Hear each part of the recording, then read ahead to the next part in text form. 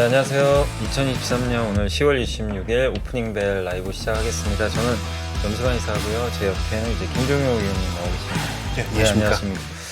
자, 오늘 이제 국내 증시 이제 막 좀 출발을 했는데 좀 걱정이 됩니다. 오늘도 이제 네. 미국 증시가 워낙 또 많이 빠졌고 어제 또 2차 전지가 큰 충격을 받았는데 오늘은 또 그 미국의 반도체주들이 좀 많이 빠졌고요. 또 하이닉스가 방금 실적 발표를 했는데 예상보다는 좀 실적이 좀 숫자로 보면 네. 좋진 않았습니다. 그래서 아마 지금 급락 출발하는 걸로 좀 나와 있는데 이런 이제 주요 2차 전지 반도체가 좀 오늘 출발이 안 좋기 때문에 국내 증시도 좀 걱정이 되는데요. 일단 이제 제가 좀 지수만 먼저 말씀드리면 현재 코스피가 37포인트 좀 크게 하락을 해서 1.7% 기록을 하고 있고요. 2323포인트 거의 2300까지 좀 밀리는 흐름이고요.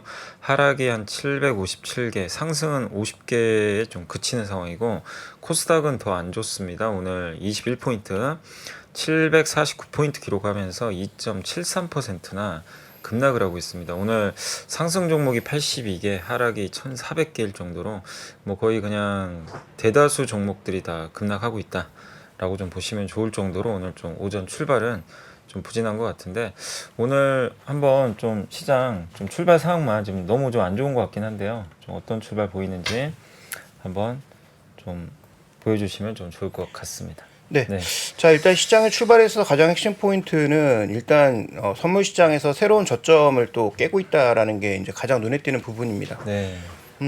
일단 말씀드렸던 대로 하락이 시작되면서 나타난 미결제 악정의 급증도 뭐 전혀 청산되지 못한 상황에서 오늘 또 새로운 저점을 만들고 있는 상황이기 때문에 결국은 출발 이후에 이 새로운 저점에서 추가적인 변동성이 더 확대되느냐 아니면 이 변동성을 좀 줄이기 위한 즉 이 정도의 하락 최근에 단기 고점이 330포인트였고 지금 312포인트니까 거의 뭐 고점 대비해서 20포인트 정도 내렸다라고 봐야 되는데요. 선물지수 기준으로. 네. 그러면 이 정도 기준에서는 좀 차익 실현 물량도 나오면서 어느 정도 손바꿈이 나타날 것이냐가 이제 관건으로 보입니다. 그래서 오늘 일단 새로운 저점 만들었는데 이 저점을 중심으로 해서 어떠한 모습들이 형성되는지를 살펴보시는 게 일단 하나의 포인트가 될 것 같고요.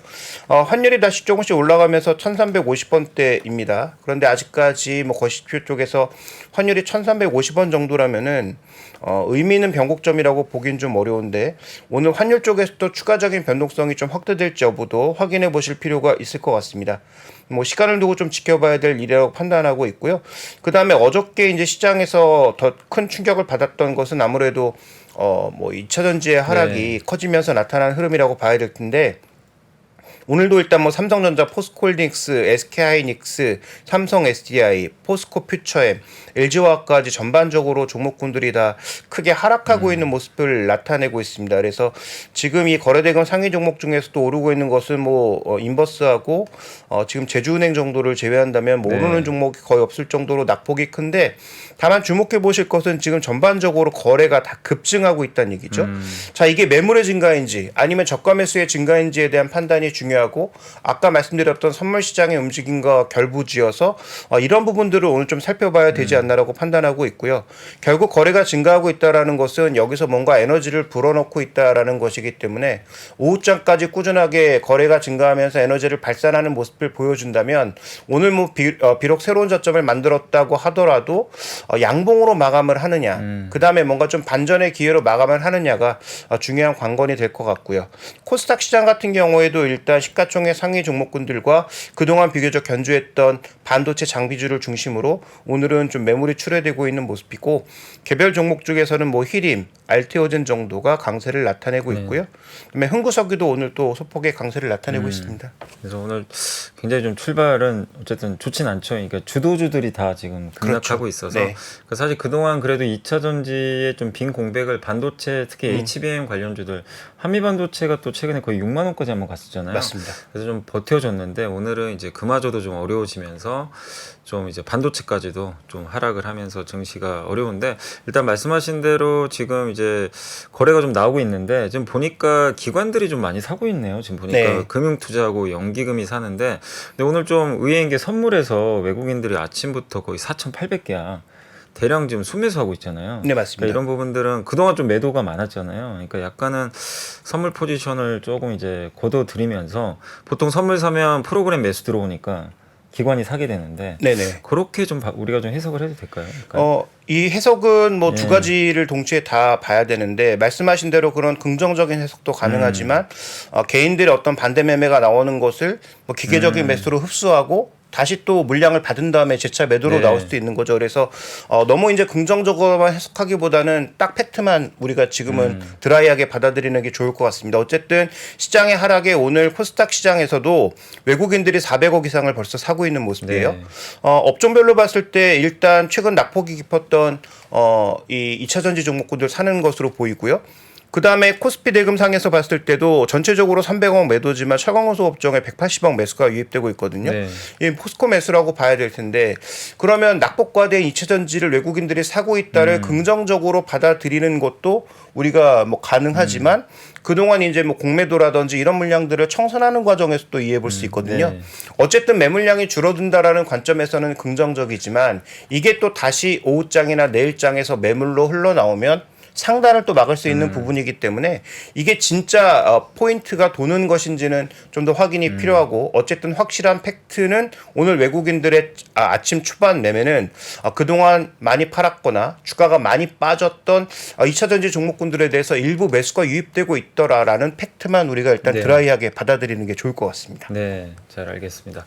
자, 그리고 오늘 이제 업종을 보니까 사실 뭐 거의 다 빠지니까 네. 일단 이제 이차전지가 여전히 가장 안 좋은 것 같아요. 안 좋긴 한데 오르는 걸 보니까 오늘 뭐 6개 업종이라든가 일부 윤활유나 LPG는 이제 유가 올라서 그런 것 같고요. 그렇죠. 네. 그쪽이고 은행은 아마 제주은행 혼자 가는 것 같고 근데 오늘 좀 특징주가 현대중공업이에요. 현대중공업이 네. 오늘 무려 4%나 급등하고 있는데 자, 아침에 뉴스를 잠깐 보니까 카타르에서 뭐 또 대규모 2차 발주. 네, 네. 2차 발주 아마 그 뉴스가 나온 것 같은데 일단 조선주들이 오늘 좀 그래도 좀 약세장에서 좀 선전을 하는 것 같고 손해보험 업종 이런 업종들이 그나마 좀 버텨주는 그런 상황으로 오늘 좀 전개가 되고 있고요. 뭐 일부 음식료 업종도 견조한 것 같습니다.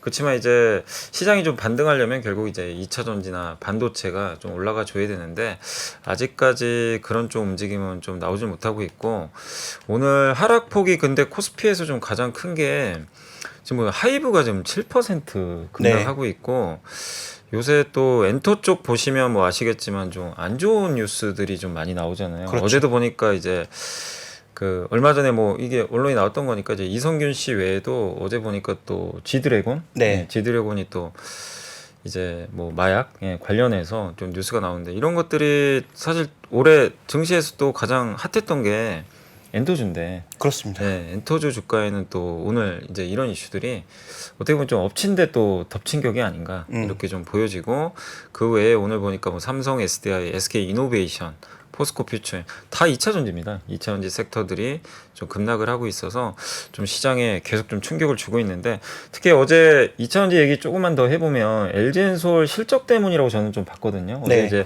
실적에서 약간 이제 나왔던 게 제가 이제 읽어본 바로는 제 느낌 뭐냐면 내년은 안 좋구나. 내년은 이제 LG엔솔도 인정을 한 것 같아요. 내년의 성장 둔화는 사실상 이제 약간 얘기를 한 것 같고 이건 사실 일론 머스크도 얘기를 얼마 전에 했기 때문에 그렇죠.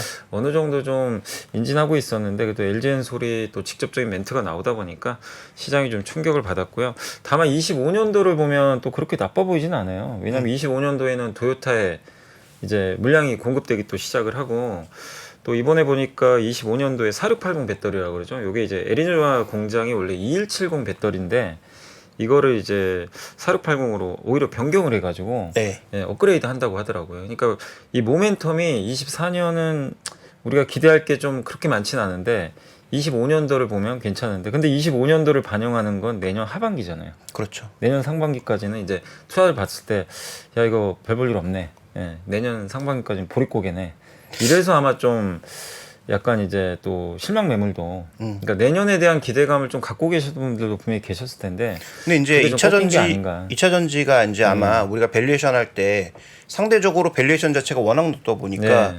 뭐 2025년도까지는 확실한 그림이다라고 해서 2개년치를 네. 당겨서 24개월 포워딩으로 많이 그동안 종목군들의 밸류에이션을 계산해 왔잖아요. 네네. 근데 이제 말씀해 주셨던 것처럼 24년도에 이익을 확 꺾어버리면 우리가 24개월 당겨서 계산한 게 전부 틀어지게 네. 되는 거잖아요. 그래서 아마 제 생각에는 지금 뭐 수급적인 부분, 뭐 키움증권으로 인한 뭐 수급적인 여러 가지 변수들 뭐 이런 것도 충분히 작용한 것으로 보이지만 일단 우리가 이 종목들이 밸류가 비교적 비쌈에도 불구하고 성장이 확실하고 2개년치를 당겨와도 될 정도로 확실한 그림이라고 생각했는데 그 확실한 그림 자체가 좀 흔들리다 보니까 그래서 어저께 뭐 GM 실적 발표하면서도 여러 가지 얘기가 나왔는데 네. 뭐 LFP 채택에 대한 얘기, 그다음에 전기차 생산 뭐 불안에 대한 얘기 네. 뭐 이런 것들을 아마 쏟아내기 시작하면서 시장은 좀 불안감을 느낀 게 아닌가 이렇게 좀 봐야 될 것 같습니다. 네, 그래서 이차전지가 어제 어쨌든 LG엔솔의 실제 이제 실적 발표가 나오면서 네. 많은 충격을 받았고 어쨌든 핵심은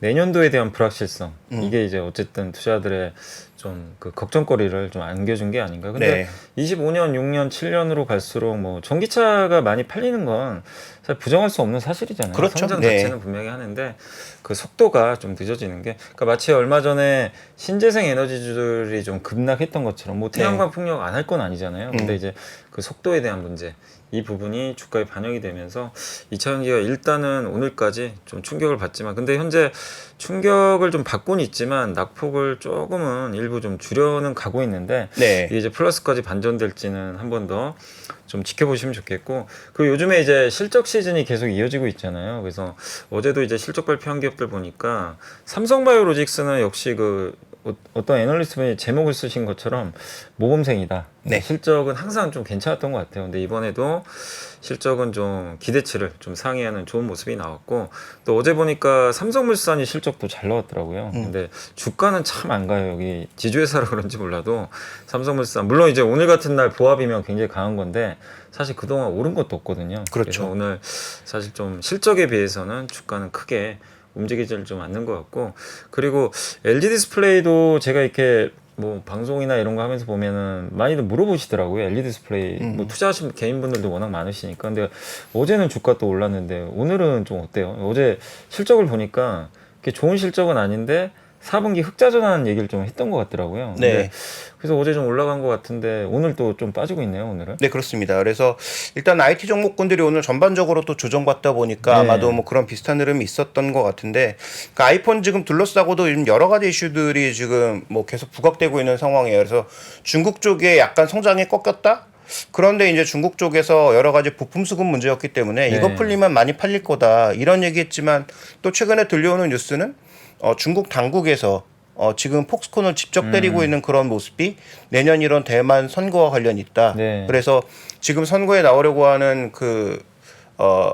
폭스콘 회장을 네, 맞아요. 선거에 못 나오게 하려고 뭐 이제 뭐 그런 그런 뉴스 흐름이 있었죠. 나타나고 있다. 왜냐하면 지금 국민당과 민진당 1대1로 붙으면 뭐 그래도 나름 어떻게 승산이 있어 보이는데, 이분이 이제 약간 보수 성향의 인사라서 뛰어들면 국민당 표를 갉아먹기 때문에 네. 일단 뭐 이분을 배제하려는 뭐 그런 시도다라는 음모론까지 지금 뭐 돌고 있는 상황인데, 어쨌든 이런 여러 가지 요소들이 복합적으로 작용하다 보니까 해당 종목군들은 지금 뭐 실적이나 전망만 보고 반등하기에는 좀 변수가 많다라고 느끼는 것 같아요. 그래서 네.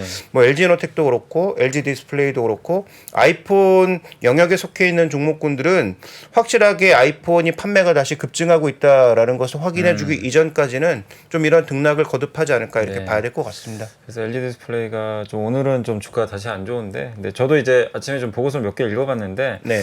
대부분은 좀 목표 주가를 좀 낮췄고 또 내년까지는 적자 날 것 같다. 그러니까 4분기 흑자는 나지만 내년 전체적으로는 좀 적자고 아마 25년부터 좀 좋아지는 쪽으로 네. 많이들 보고 있어서 아직까지는 좀 주가는 좀 부진한 것 같고요. 그리고 어제 사실 그래도 좀 좋았던 섹터가 이제 그 저번에 중국이 그 재정 적자 좀 확대하겠다. 그래서 1조 위안인가요? 이제 네. 뭐 채권 발행한다. 이래가지고 이제 중국 소비주들이 어제 급등하고 오랜만에 또 롯데케미칼이 어제 급등했더라고요. 그래서 광고제도 있었죠. 네, 또. 네. 그래서 그쪽은 좀 오늘 좀 분위기 어떤가요? 중국 소비주 쪽은 또 이게 이어지고 있는지. 네, 일단 뭐 롯데케미칼은 어저께는 급등했는데 오늘은 2% 정도의 조정 보이면서 시장보다는 조금 더 밀리고 있는 네. 그런 양상이고요. 뭐 그다음에 지금 뭐 2차 전지이기는 하지만 화학주들의 전반적인 흐름도 뭐 맥락은 비슷하다라고 있다라고 봐야 될 것 같습니다.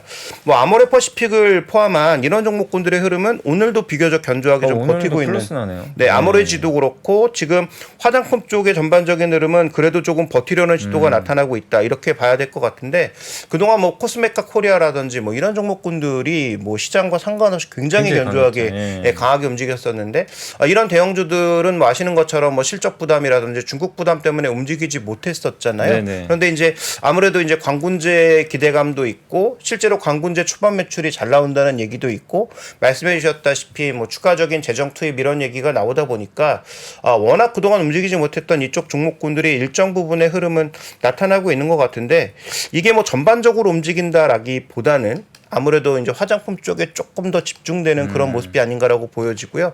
또 하나 우리가 좀 주목해봐야 될 점은 이번 그 광군제 초반 매출에서 IT 기기 매출이 생각보다 꽤 나왔다고 하죠. 그건 되게 좋은 뉴스네요. 네. 근데 거기에서 아마 아이폰 매출이 올랐느냐 아니면 중국 쪽의 제품들의 매출이 올랐느냐는 또 한번 따져볼 필요가 있을 것 같은데 거기서 만약에 이제 중국폰 매출이 올랐다면 뭐 중국의 매출 비중이 높은 IT 부품주들 뭐 이런 것들의 반전이 있는지는 살펴봐야 되겠죠. 그런데 뭐 그런 뉴스에도 오늘 삼성전기의 움직임 어저께 이제 반등을 크게 했다가 오늘은 대부분 다 되돌려 놓는 모습이고 뭐 구해 종목군들의 전반적인 흐름도 일단 오늘 부품주 쪽에서는 아직 두드러진 흐름은 없습니다. 네, 그러니까 뭔가 이제 이쪽 뭐 중국과 관련된 섹터는 사실 올해만 놓고 보면 미국주에 완전히 밀려버렸잖아요. 그렇죠. 오히려 네. 주가도 많이 빠졌고. 네. 근데 최근에는 좀 반대로 가는 게 어쨌든 이제 견조하긴 한데 문제는 이게 증시를 이 업사이드 시키는 좀 그렇죠. 힘은 좀 네. 부족하다 보니까 방어만 하고 있다. 이렇게 좀 보시면 되겠고 역시 시장을 이끄는 두 축은 좀 2차 전지와 반도체인데 오늘 일단 하이닉스의 실적도 좀 약간 부진한 상태였고 사실 오늘 또 구글이 좀 충격을 좀 많이 받았잖아요. 클라우드 때문에. 네. 또 엔비디아도 좀 급락을 했고 이게 사실 엔비디아랑 어떻게 보면 요즘에 그 하이닉스랑 거의 연동이 좀 많이 되다 보니까 맞습니다. 이 부분도 오늘 좀 주가에는 부정적이었던 것 같습니다. 근데 요건 좀 어떻게 생각하세요? 어제 보니까 이제 마이크로소프트하고 구글이 사실은 완전히 주가 엇갈렸잖아요. 네. 근데 마이크로의 애저가 굉장히 실적이 잘 나왔고 거기 이제 클라우드 서비스는 잘 되고 구글은 좀 약간 이제 성장률이 둔화된 것 같은데 결국 지금 이게 AI라고 좀 봐야 될까요? 지금 어떻게 보면 이번에 AI 붙여가지고 고객사도 많이 는 것 같은데 네. 근데 구글도 AI를 좀 하고 있고 근데 그 경쟁에서 시장은 일단 마이크로소프트의 손을 들어주고 있는 게 아닌가 하는 좀 생각이 들긴 하거든요. 네. 결국은 애저의 특징은 뭐 그 전문가분들이 더 잘 아시겠지만 제가 생각하는 애저의 특징은 기존의 마이크로소프트가 갖고 있는 그 앱과의 결합, 네, 맞아요. 그다음에 생산성을 내는 데 있어서의 결합 자체가 워낙 컸기 때문에 실제로 많이 쓰든 안 쓰든 상관없이 이제 그걸 늘려가는 과정이었는데 네. 거기에 이제 챗 GPT까지 붙으면서 앞으로 서비스를 더 고도화할 수 있겠다라는 그런 시각들. 그래서 뭐 단순한 업무로 처리해야 되는 엑셀 이런 것들은 사람이 일일이 이제 입력하지 않아도 수치 자체가 이제 정확하게 뭐 데이터로 들어오고 있다면은 뭐 보고서 만들어줘 하면 뭐 이제 바로 만들어줄 수 있는 그런 단계로 곧 가겠죠.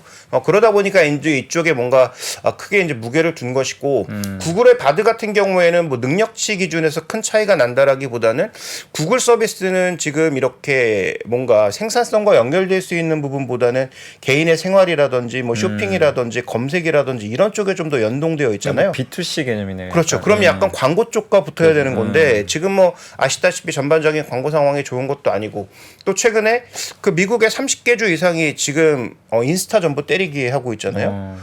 초등생이나 뭐 우리 기준에서 초등생이나 중등생에게 악영향을 미친다고 해서 30개 주 이상이 지금 인스타를 공격하고 있단 말이죠. 약간 법정 소송 같은 것들이 벌어지고 있는데 그런 B2C 서비스에서 아주 과한 광고 노출이나 이런 것들에 대한 그런 법적인 문제까지 오가고 있는 상황이다 보니까 결국 클라우드는 양쪽 모두 성장할 가능성이 높지만 지금 당장은 B2B 쪽에서 생산성 쪽에 뭔가 무게를 두고 있는 네네. 이쪽에 좀 더 시장이 메리트를 주고 있는 것 같아요.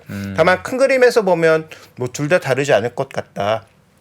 왜냐면 바드도 결국은 지금 앱 관련해서 호환성을 결국은 가져갈 수밖에 없고 지금 엔비디아가 PC 시장으로도 뛰어들고 있는데 저는 이게 뭐 인텔 시장을 장악하는 것보다는 오히려 구글의 뭐 크롬북이라든지 아니면 뭐 동영상이나 게임 관련 이런 쪽으로 진출할 가능성이 높다라고 판단하고 있기 때문에 뭐 그런 쪽에서 또 일정 부분의 영역을 발휘할 수 있다면은 결국은 뭐 구글도 이쪽에서는 결국은 키울 수밖에 없고 경쟁을 위해서 파이를 키울 수밖에 없는 거 아닌가. 그래서 저는 저는 뭐 이게 롱숏 개념에서 그러면 마이크로소프트가 좋으니까 마이크로소프트는 사고 구글을 파는 그런 전략보다는 장기적으로 보면 둘 다 같이 그러니까 봐야 된다 같이 이렇게 된다. 보고 있습니다. 예, 그러니까 결국 약간의 이제 그 기업형이냐 네. 소비자형이냐 여기에서 일단 기업형이 좀 이기고 있는 거잖아요. 현재 당장은 시장에. 그렇죠. 예, 네. 그렇지만 이제 결국 소비자형과도 갈 거고. 근데 이걸 제가 좀 이제 질문도 드리고 말씀드렸던 게 어쨌든 미국 빅테크들의 이런 이제 클라우드 경쟁이 우리나라 반도체 회사들한테 나쁠 건 없거든요. 그렇죠. 사실 이게 반도체 네. 수요에 밀접하니까. 그래서 우리나라 시장에도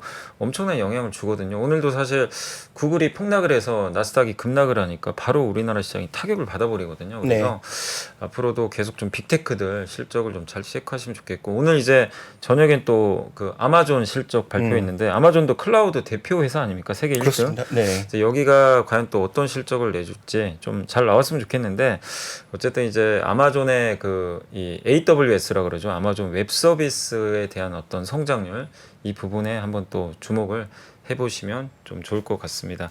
그리고 오늘 좀 이슈들이 좀 많이 있는 게 아까 보니까 미국 하원 의장이 친 트럼프 쪽으로 좀 이제 당선이 됐더라고요. 마이크 존스라는 이제 분인데 이게 엄청난 트럼프 지지자라고 좀 알려져 네네. 있거든요. 그래서 이게 장점도 있고 좀 단점도 있는 게, 일단 이제 우리가 생각할 거는 이거 또 트럼프한테 또 유리해지는 건가? 예, 그러면 또 친환경 정책에 또 이게 부담이 될 수 있지 않을까? 이런 좀 걱정은 또 있는 반면에, 지금 미국 국채 금리가 제일 많이 오른 이유 중에 하나가 지금 예산안 좀 약간 불협화음 때문에 임시 예산안 처리는 됐는데 이게 또 연장이 될지 안 될지 지금 모르는 상황이잖아요. 네, 11월 달에 또 네. 그 부분이 있죠. 그리고 예산을 계속 이게 지출을 늘린다면 국채 발행 계속 해야 되거든요. 네. 그러면 이제 금리 올라가요 또.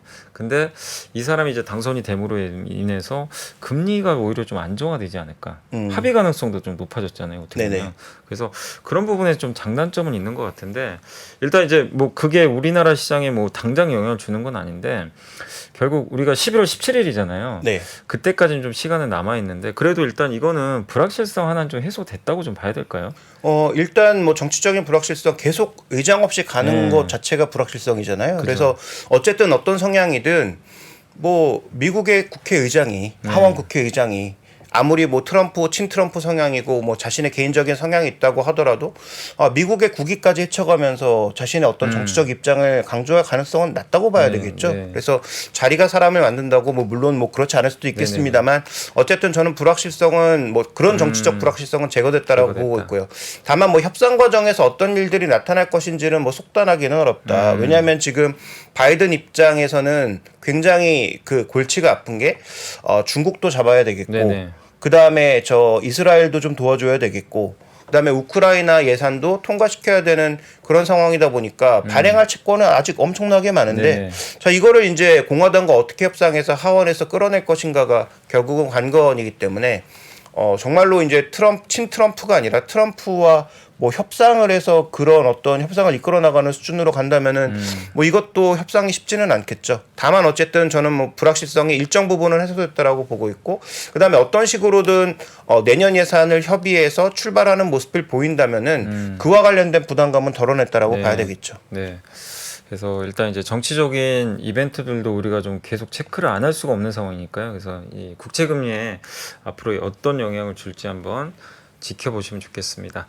자, 오늘 일단 이제 코스피 다시 한번 좀 말씀드리면 34포인트 기록해서 1.44% 여전히 급락하고 있고요. 상승 종목이 75개입니다. 그래서 아직은 많은 기업들이 하락을 하고 있고, 코스닥은 그래도 낙폭을 조금은 줄이긴 했네요. 그래서 네. 한 마이너스 1.97%까지는 조금 낙폭이 축소됐고, 그러나 시장 분위기가 좋은 건 아닙니다. 상승 종목이 138개밖에 안 되는 상황이고, 오늘 많은 기업들의 낙폭이 좀 큰데, 그나마 오늘 보니까 코스닥에서 뭐 알테오젠, 네. 뭐 루닛, 일부 뭐 바이오 기업들이나 또 메지온 같은 기업들, 그러니까 주로 거의 헬스케어 쪽인 것 같은데 이쪽만 좀 선전하고 있는 것 같아요. 지금 분위기는. 맞습니다. 지금 뭐 국제약품도 유가증권 시장에서 움직이고 있는 네. 것을 봐서 이게 평소에 뭐 시가총액 거래대금 뭐 상위 한 30위권 내에 들어오지 않는 종목이거든요. 네. 근데 오늘은 전체적으로 지금 뭐 대형주들의 거래 대금도 다 증가하고 있는 상황인데 국제약품 같이 상대적으로 저가의 가격의 종목이 지금 뭐 한 10위권 내에 올라와 있다라는 것은 뭐 시장 성격을 얘기해 주고 있는 거죠. 네. 그래서 일단 뭐 개별 모멘텀으로 움직이는 그런 종목군들이 오늘 시장에서 강세를 보이고 있다라고 봐야 되는데 뭐 지금 시간이 한 20분 정도 지났는데 제가 보는 가장 큰 특징은 오늘 일단 뭐 결과가 내일 어떻게 될지는 네. 알 수 없으나 외국인들의 전체적인 매매 동향을 보시면 확연하게 드러나는 게 2차전지 내에서 지금 삼성 SDI, LG화학, SK이노베이션 이런 종목군들은 창구 기준으로 굉장히 많이 팔지만 반대로 포스코홀딩스, 금양, 포스코인터내셔널 또 이런 종목군들은 굉장히 많이 사면서 그동안 좀 많이 팔았던 2차 전지 쪽 종목군들에 대해서는 코스닥 시장에서도 에코프로, 에코프로, BM, 포스코 DX 이런 종목군들로 매수가 유입되고 있단 말이죠. 그래서 저게 이제 외국계라는 게 무조건 외국인은 아니잖아요. 아 그렇죠. 네, 근데 지금 이제 오늘 금액으로 봤을 때도 외국인들일 가능성이 가능성이 비교적 높아요. 높죠. 네. 그러니까 그동안 이제 많이 팔았는데 일단 이제 저가 매수를 일단 오늘 오전만 봐서 한다는 얘기잖아요. 네, 그러니까 이게 쉬었다 가는 건지 아니면 정말 방향성을 돌리는 건지 알 수 없지만 장 초반 출발의 모습은 어쨌든 외국인들 창구 쪽에서 그동안 많이 팔거나 주가가 많이 빠졌던 종목군들의 이게 뭐 기존의 매도분을 줄이는 것인지 아니면 뭐 공매도를 줄이는 것인지 아니면 진짜 매수가 들어오는 것인지는 좀 더 확인이 필요합니다만 어쨌든 이렇게 들어오면서 오늘 만약에 하락갭이 나왔어도 양봉으로 마감을 해준다면은 네. 하락에 좀 브레이크가 걸릴 수 있는 포인트는 아닐까? 대신 이제 연속성을 아직 우리가 장담할 수는 없습니다만 그런 부분들은 좀 체크를 해볼 네. 필요가 있겠습니다. 그리고 사실 올해 4월에 그 라더견 사태가 터지고 한번 그때 제가 기억에는 코스닥이 완전히 급락한 걸로 기억을 하는데 네. 이번에도 공교롭게 또 영풍재지 사고가 터졌는데 오늘 영풍재지 결국 하한가 지금 네. 간 거죠. 네, 반대매매 이제 아마 오늘부터 이제 거래가 정지가 풀려가지고 아마 대한금속하고 그 두 개에서 하는데 그죠? 오늘 네, 좀 맞습니다. 한가 같죠? 지금 뭐 잔량이 이 1,800만 주 넘게 쌓여 있기 때문에 네. 거래도 거의 되지 않고 지금 2,600주 정도밖에 거래가 안 됐거든요. 네. 거래 자체가 되지 않는 상황이라 뭐 이런 부분들은 뭐 시장에는 좀 뭐 부담이 될 수는 있겠지만 네. 일단 뭐 거래가 터지는 시점이 되어야 좀 더 명확하게 좀 이해할 수 네. 있을 것 같습니다. 그러니까 거래가 어느 시점에서 터질 텐데 네. 어쨌든 이제 오늘이나 뭐 앞으로 이렇게 거래가 안 터지는 한에서는 그렇게 시장에 큰 영향을 일단 네. 좀 줄 것 같지는 않고 다만 이제 거래가 터지는 날은 아마 이쪽에 집중될 또 가능성이 있잖아요. 맞습니다. 네, 그렇기 네. 때문에 그럴 때는 조금 투자하실 때 좀 약간은 그 부분도 유의하셔서 좀 보시면 좀 좋을 것 같습니다. 그리고 오늘은 제가 좀 보고서를 이렇게 봤는데 대부분 좀 기업 보고서밖에는 거의 없었어요. 그래서 제가 이제 업종이나 그쪽은 오늘은 없어서 준비를 좀 안 해왔고요. 대부분 오늘은 이제 그 지금 3분기 실적 발표다 보니까 거의 뭐 LG 에너지 솔루션이나 이런 기업들에 대한 좀 네. 보고서들이 상당히 좀 많았다. 그래서 아까 제가 잠깐 보고서 좀 그 언급 드린 거는 이제 LG엔솔 대부분의 내용들은 내년에 좀 부진하고 그러나 25년도는 그래도 좀 기대할 게 많은데 시장은 지금 이게 보통 강세장일 때는요 먼 미래도 당겨오는데 이게 약세장 전환되니까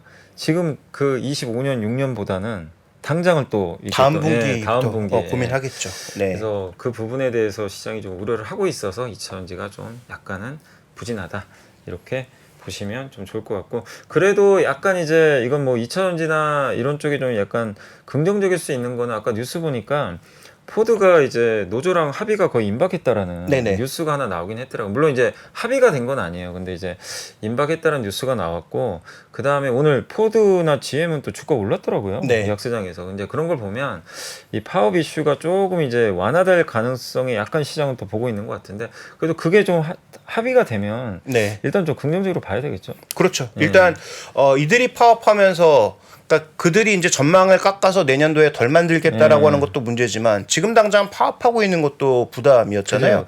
그러니까 어떻게 보면 지금 오늘 2차 전지에 나타나고 있는 종목군들의 매수 현상도 그런 부분들 단기 모멘텀으로 받아들이는 건 아닌지도 봐야 될 것 같고요.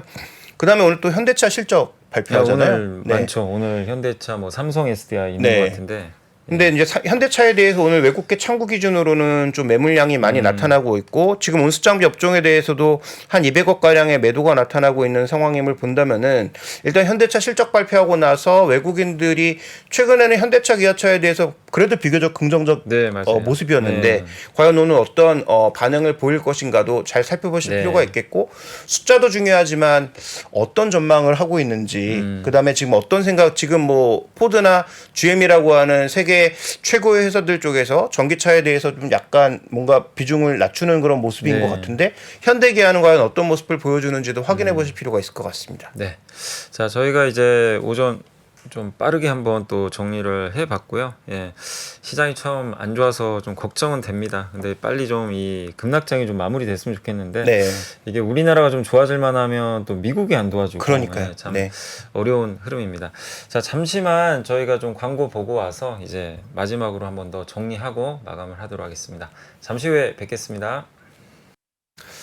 자, 오늘 다시 한번 좀 지수 정리해 드릴게요. 오늘 코스피가 37포인트, 지금 아직까지는 좀 시초가에서 크게 뭐 변화 없는 것 같고요. 코스닥은 지금 752포인트, 18포인트 빠져서요. 2.42% 급락이 그대로 이어지고 있습니다. 사실 이제 그 국내 증시가 이번 주에 좀 초반에 반등 시도를 좀 해줬는데 이제 네. 어제는 사실은 2차전지가 빠지지 않았으면 어제도 올랐을 것 같아요. 사실 시장만 봐서는. 근데 2차전지가 워낙 뭐 이제는 그 이 시장 장악력이 큰 업종이다 보니까 이들이 좀 빠지게 되면 증시에 당연히 부담이 될 수밖에 없었기 때문에 어제 좀 증시도 밀렸고 오늘도 아까 잠깐 좀 리바운딩이 나오나 싶었는데 지금 보니까 에코프로비엠도 마이너스 4%, 네. 포스코 DX가 마이너스 6%, 또 오늘 엔터주도 지금 도움이 되질 못하고 있습니다. JYP 엔터가 지금 오늘 6%나 지금 빠져가지고 네. 10만 원이 지금 이탈되고 있거든요. 그래서 올해 상반기에 뭐 이들 빼면 얘기할 게 없잖아요, 코스닥에. 맞습니다. 근데 이 주도주들이 다 지금 붕괴되고 있어서 시장이 오늘 오전에 좀 굉장히 어려운 이런 흐름들이 계속 이어지는 것 같은데 이게 꼭 뭐 이제 펀더멘탈적으로는 우리가 이제 뭐 왜 빠지는지는 다 이해는 하잖아요. 하는데 일단 이제 이 주가라는 게 항상 또 관성의 법칙이 좀 있다 보니까 항상 저도 느끼는 거지만 이 정도 올라왔으면 많이 올라온 것 같은데 거기서 더 올라가고 맞습니다. 이 정도 빠졌으면 된 거 아닌가 싶은데 더 빠지고 네. 이게 항상 그런 것 같아요. 그래서 우리가 고점과 저점은 정확히 알 수 없는 것 같은데. 그렇죠. 뭐 격언상 또 떨어지는 칼날은 잡지 네. 말라고 했는데 현재 구간에서 이제 대부분의 투자자분들이 뭐 현금을 들고 계시면 좋겠지만 네. 대부분 이 주식을 많이 들고 계신 경우가 있고 그 다음에 내가 이 업종에 대한 믿음이 확실한데 뭐 주가가 좀 빠진다고 해서 초반에는 대응하지 않았다가 너무 이제 또 하락폭이 커지게 되면 생각들이 달라지거든요. 네, 네. 여전히 이제 뭐 믿음이 강하신 분들이야 좀 속은 쓰리겠지만 버틸 수 있는데 만약에 이제 뭐 믿음 자체가 조금 강했다고 하더라도 주가가 이렇게 내려가게 되면 그 믿음 자체가 흔들리는 게 또 네. 사람의 심리다 보니까 현재 구간에서는 그런 여러 가지 심리적인 부분 또 수급적인 부분들이 얽히고 설켜서 참 대응하기 어려운 그런 시장이 되고 있는 것 같습니다. 네, 맞습니다. 지금 현재 굉장히 좀 시장이 그 심리적으로 힘들 수밖에 없는 상황인데 그래도 오늘 보면서 느낀 게 뭐 KB금융도 그렇고요. 뭐 신한지주, 삼성바이오로직스 이제 이런 기업들 보면 그래도 일단 숫자들이 다 네. 괜찮은 기업인데 결국 지금은 어쨌든 그 시장이 뭐 앞이 지금 전혀 안 보이는 상황이니까 결국 우리가 좀 이 숫자를 안 볼 수도 없는 상황이고 숫자가 나오는 기업들은 어쨌든 이렇게 또 반응을 해주거든요. 그래서 이런 3분기 실적을 보시면서 물론 3분기만 좋은 게 중요한 게 아니고 4분기 내년까지도 좀 좋아야 되겠지만 이런 숫자들이 잘 나오는 기업들도 이번에 뭐 조정 구간에 여러분들이 뭐 꼭 투자를 하셔라 이게 아니라 잘 분석을 하셔서 네. 결국 그런 쪽에서 또 향후 주도주를 우리가 또 발굴할 수 있는 거니까 숫자를 좀 잘 챙겨 가시면 어떨까라고 좀 말씀드리겠습니다. 네, 혹시 또 마지막으로 말씀하실 거 있어요? 그 선물 시장 네. 쪽에서 지금 보시면은 그때 언급드렸던 대로 한 뭐 26만 계약에서 시작해서 28만 계약까지 빠르게 지금 미결작정을 늘려버린 상황입니다. 아직 하락 포지션의 주요한 플레이어들은 자신들의 포지션을 청산하지 않았고요. 네. 오늘 아침 외국인들이 5천 개 이상의 매수를 하면서 지금 기관들의 프로그램 매수를 유도해낸 상황이거든요. 근데 금액 기준으로 봤을 때 선물 매수 들어온 양보다 기관들의 그 프로그램 매수량이 적어요. 그러면 이게 만약에 5장의 외국인들이 선물을 청산했을 때 어떻게 될 거냐가 네네. 관건인 거죠. 그러니까 지금 금융투자가 1,000억 이상의 매수를 하고 있기 때문에 이 금융투자가 원래 한 3, 4천억 정도를 샀어야 되는데 1,000억 매수밖에 안 되고 있다라는 것은 프로그램 매수 뒤에 숨어서 매물량을 이미 시도하고 있는 거일 네. 수도 있거든요. 그게 이제 시장이 상대적으로 지수가 정체되어 있는 거일 수도 있으니까 큰 흐름상에서는 여전히 지금 하락 구간 아니다라는 것도 주의하셔야 될 것 같고 그다음에 오늘 아침에 들어온 외국인들의 5천 계약 순매수가 선물 순매수가 오후장까지 만 계약 뭐 2만 계약까지 확대가 되면서 확실하게 방향성을 바꿔주는 그런 경우가 아니라면 아직까진 현금 들고 계신 분들은 그 현금을 조금 잘 보유하고 계시는 네. 것도 하나의 방법이 될 것 같습니다. 네. 자, 저희가 이제 오늘 그 시장은 한번 다 전달은 해드렸고요. 그리고 오늘 이제 일정만 잠깐 말씀드리면 오늘 이제 저녁에 미국의 3분기 GDP 네. 이게 참 안 좋게 나오길 바라야 되는 게 참 씁쓸하긴 한데요. 어쨌든 미국의 3분기 GDP가 발표되고 ECB 통화정책 회의도 오늘 열리게 되고요. 그 다음에 오늘 한국에서는 아까 말씀드린 대로 삼성, SDI, 현대차가 네. 실적 발표가 있고 미국은 아마존하고 인텔, 뭐 포드, 캐터필러 이런 기업들의 실적 발표가 오늘 예정이 돼 있으니까 뭐 이런 부분들도 참고하시면 좀 좋을 것 같습니다. 자, 오늘 2023년 10월 26일 오프닝벨 라이브는 여기서 마무리하도록 하겠고요. 저희는 또 금요일 내일 오전 이 시간에 찾아뵙도록 하겠습니다.